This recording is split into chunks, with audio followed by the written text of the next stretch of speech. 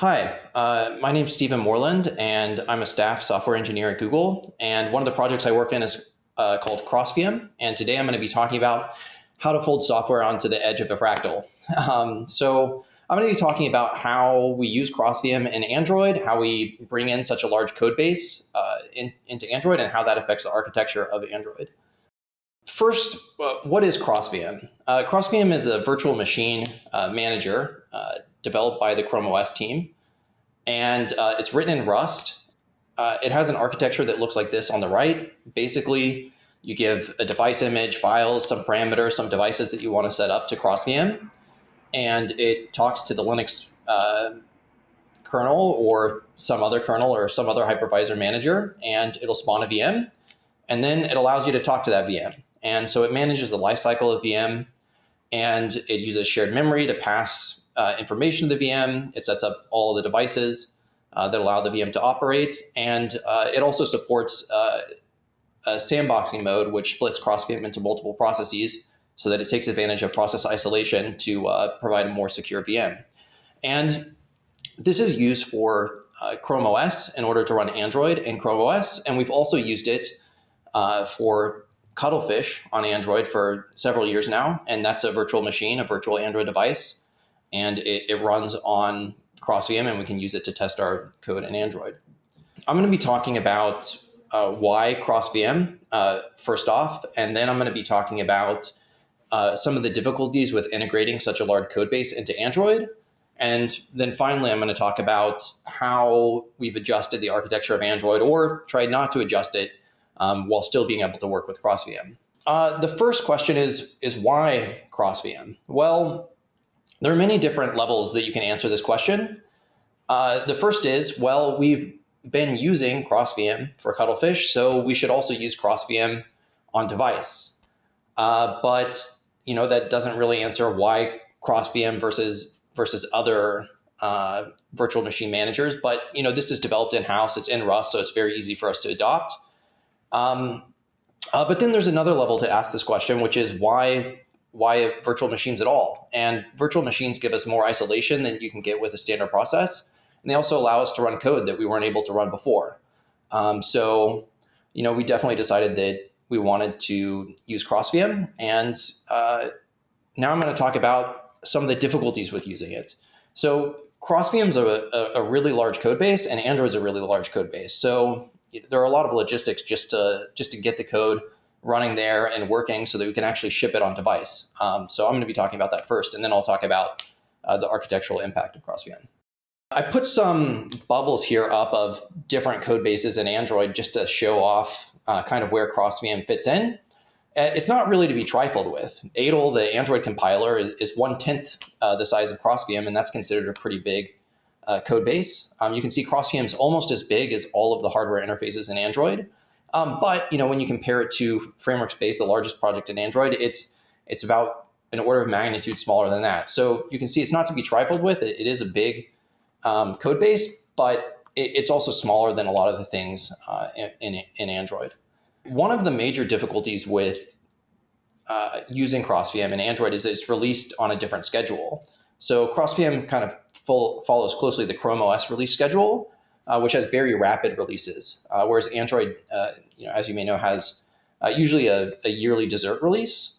And so in order to ship it, what we do is we merge CrossVM every week from upstream. And at a certain point when we want to finalize the release, we stop the regular merges and we just take critical fixes. And so that kind of allows us to come up with a stable version of CrossVM that we're comfortable releasing in a dessert, while also taking all of the new features that are developed in CrossVM as soon as they're available. Another big difficulty, and this goes with importing almost any external project, is having separate build systems. CrossVM, like most things in Rust, use the Cargo build system and dependency management tool, and Android uses Android Soon, which is a custom build system. And so we actually have to use a tool in order to convert things over that we inherited from the standard Android Rust work. And CrossVM is actually so big that we wrote a custom tool to make this process a little bit faster. And the end result is we have the CrossVM code base, and it gets converted to a format that can be digested and used directly inside of Android. But there is one difficulty that we encountered many times with this, which is dependency management. And in a large software project that's used by many different people, when you add a dependency to the root project, all the people that depend on the project also need to depend on these dependencies. And so when CrossVM adds a dependency, it means that Chrome OS and Android and other projects need to add dependencies as well.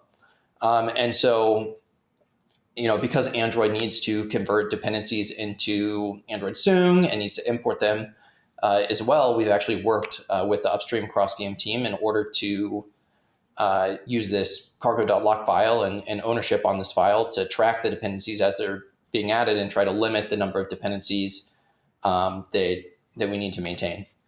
And finally, in order to intake such a large project, we need to have assurances that it's actually working, that there's not some issue that's occurring. And so we put up some canaries to make sure that we're aware of any major issues. And so here what you can see is our boot time dashboard of something booting inside of CrossVM. And, we have many such dashboards so that we can see when CrossVM gets updated or when other changes are made, how that impacts things. So you can see that here near the end of this dashboard, there's actually an optimization that's added into CrossVM or into the code, which makes it boot much faster. So we make sure to look at those things since we're ingesting such a large project and it changes rapidly and Android's changing rapidly, that we're able to see, oh, hey, this week there was an issue in CrossVM and it propagated into Android.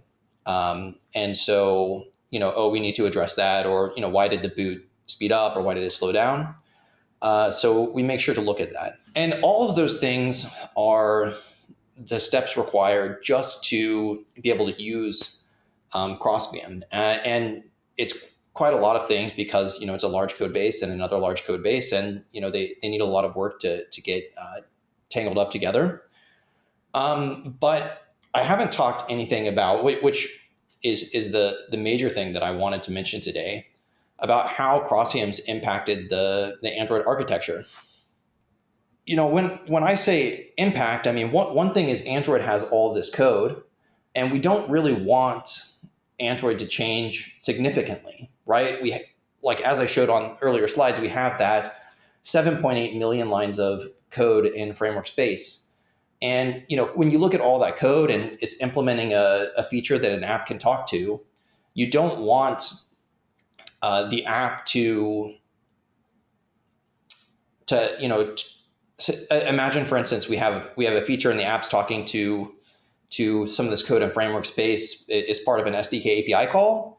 And imagine we switch that API call to be implemented by a virtual machine in the future. We don't want to re-implement all of that same logic again. We want to use the existing code that we have there, and we want it to work directly in the virtual machine.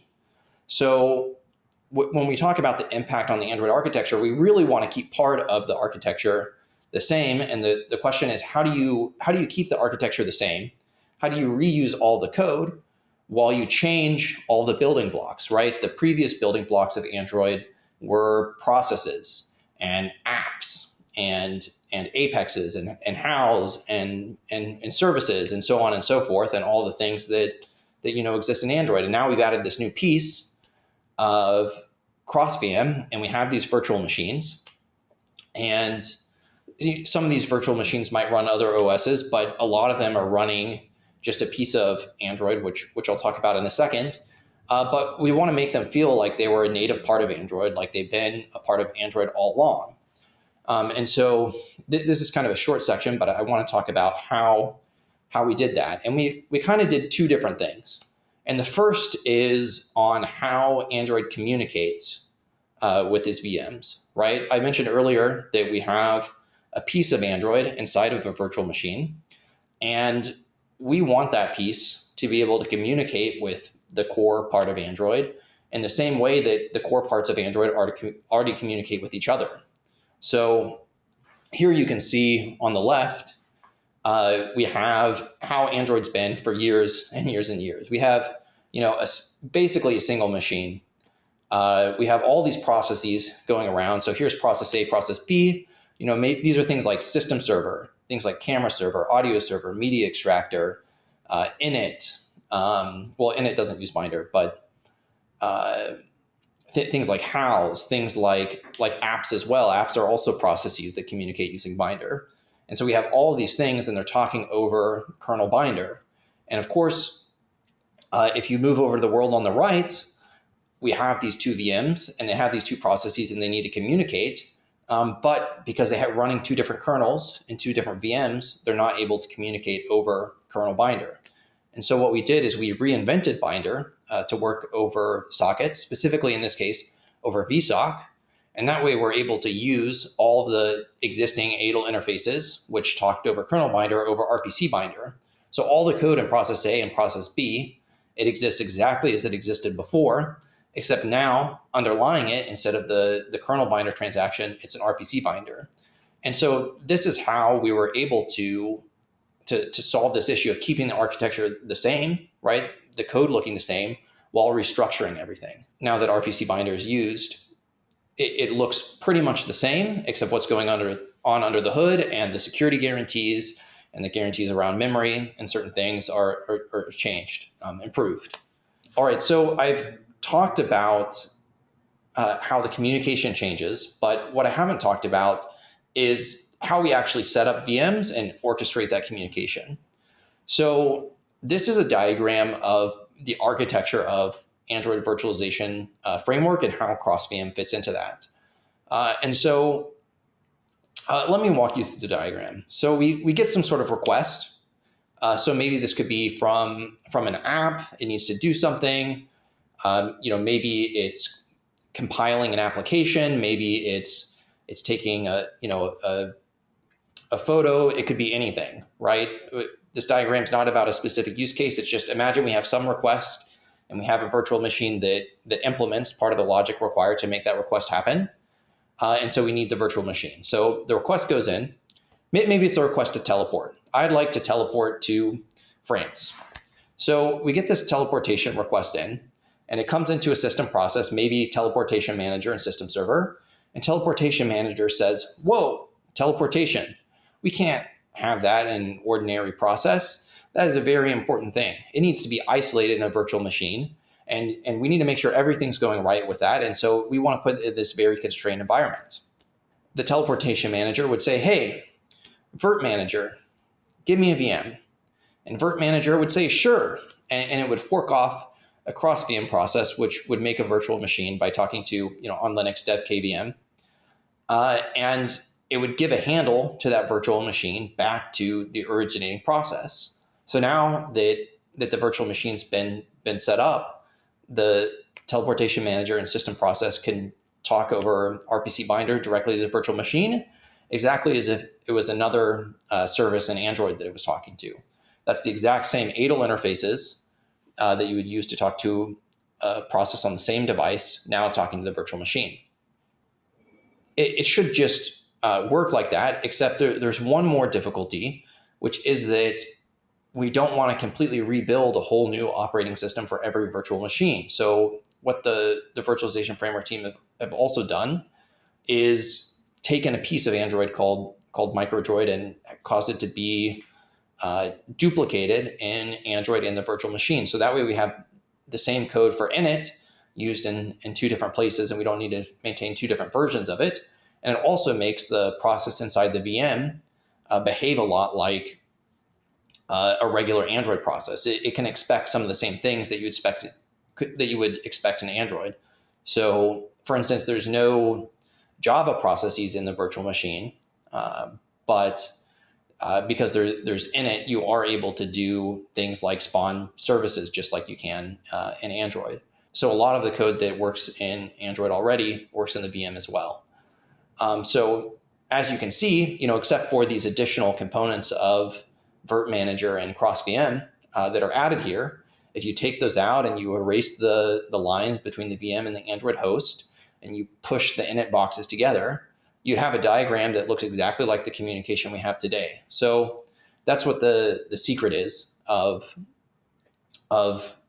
making such a large software project work is by making the stuff that already works work in the new environment. So in order to take advantage of those symmetries, we've tried to preserve all of the client code and all of the server code and how something interacts with another piece of the system, and just reinvented a new way of it doing that, so that we don't have to be concerned in all of our existing code what underlies a specific communication. All right. So thank you for listening. That's been a talk on CrossVM and how it's been ingested and changed Android. And thank you so much.